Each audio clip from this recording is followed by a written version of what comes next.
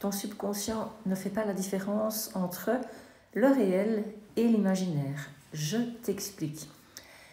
Quand on est petit, on hérite de tout plein de croyances limitantes, des héritages de nos parents, du transgénérationnel, de nos instituteurs, institutrices. Et quand on grandit plus tard, on reçoit les héritages de croyances limitantes de nos professeurs, amis, collègues, etc., etc. Et donc, ton subconscient, c'est comme un ordinateur, il n'a pas de filtre, il ne juge pas, il emmagasine tout, il enregistre tout. Il est comparable à un disque dur, à un ordinateur qui mémorise absolument toutes les informations, qu'elles soient bonnes, mauvaises, triées, archivées, pas archivées, brouillon, pas brouillon, et il va prendre toutes les données que tu as introduites dans ton PC et il va tout stocker. Et là, tu vas te retrouver avec ces fameuses croyances limitantes qui t'empêchent d'avancer dans ta vie, qui t'empêchent de pouvoir développer ton plus haut potentiel. Alors, la bonne nouvelle, c'est qu'on peut reprogrammer notre subconscient. Alors, il faut savoir que on a une conscience, un inconscient, le conscient et le subconscient. Et notre conscient, il est actif la journée, mais pas la nuit. Et donc, tu peux lui faire croire tout ce que tu veux. Et donc, qu'est-ce qu'on va faire? On va lui mentir. En fait, ton conscient ne supporte pas que tu évolues. Il va t'empêcher d'évoluer, de grandir et de sortir de ta zone de confort. Et toi, tu as cette possibilité, si tu as envie de reprendre ton plein pouvoir, tu vas, à force de persévérance, de discipline, tu vas reprogrammer ton subconscient en affirmant, en scriptant, en utilisant tout ce que tu veux, mais en donnant une nouvelle information à ton subconscient. Et donc, qu'est-ce qui va se passer? C'est que à force de répéter, de persévérer, tu vas corriger ce programme. Alors, attention, par exemple, si tu souhaites une relation de couple idéale, et que tu bloques depuis des années, par exemple, là c'est un exemple, que tu n'arrives pas à trouver le ou la partenaire idéal, qu'il y a toujours des blocages, il va falloir te poser certaines questions. Ça veut dire que ce sont des schémas qui se répètent.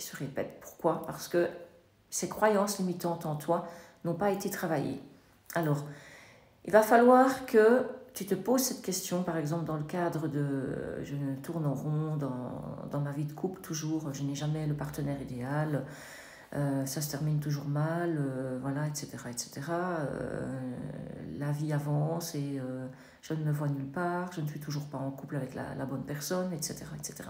Et donc, qu'est-ce que cette personne t'apporte comme message? Parce que dis-toi bien que cette personne, c'est toi et uniquement toi qui l'as attirée. Donc, il y a un message. Je te donne un exemple. Si tu as vécu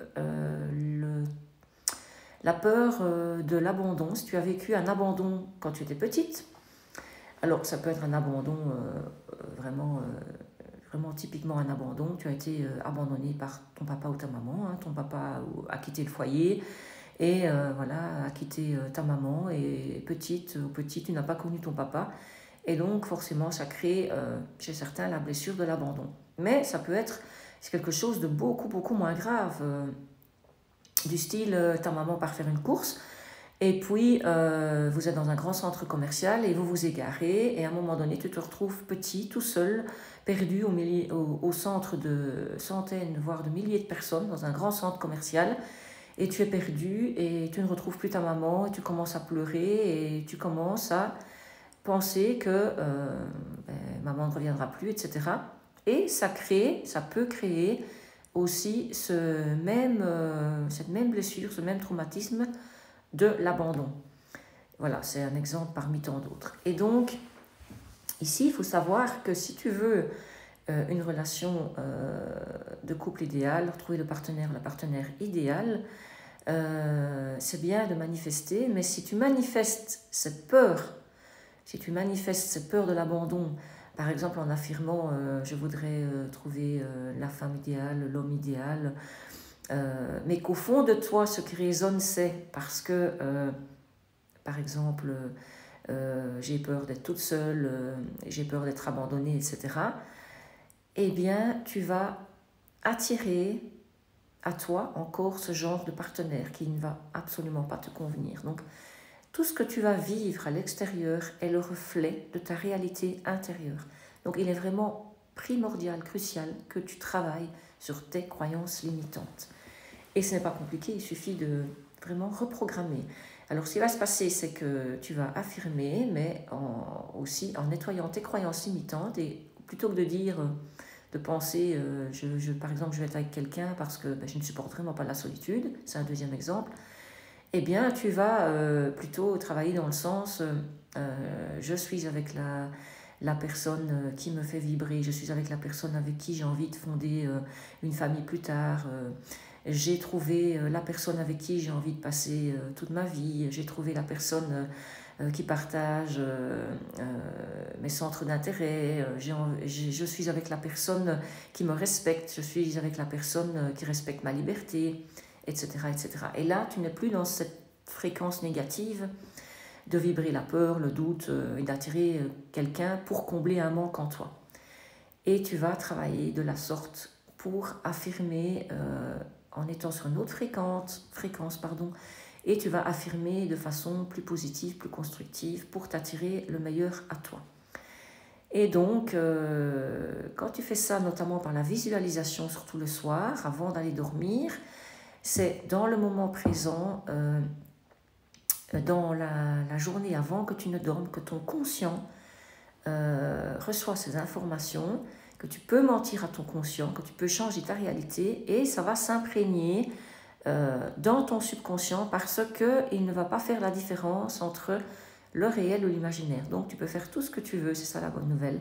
Tu peux reprogrammer toutes tes croyances limitantes pour vraiment attirer à toi le meilleur.